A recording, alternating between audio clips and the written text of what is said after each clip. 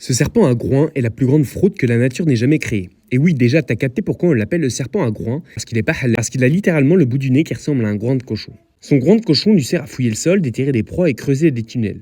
Au-delà de ça, le serpent à groin est le pire niais des serpents. C'est un véritable acteur. Quand il va se sentir agressé, il va dans un premier temps se redresser comme un cobra pour te foutre la pression. Éventuellement te frapper sans te mordre et siffler super fort. Et puis si ça fonctionne pas, il va faire semblant de mourir, tomber comme un ver de terre, une spaghetti, une mimole. Il a même eu des scientifiques car il fait super bien le mort. Il se met sur le dos, ouvre la bouche, sort la langue et se raidit complètement.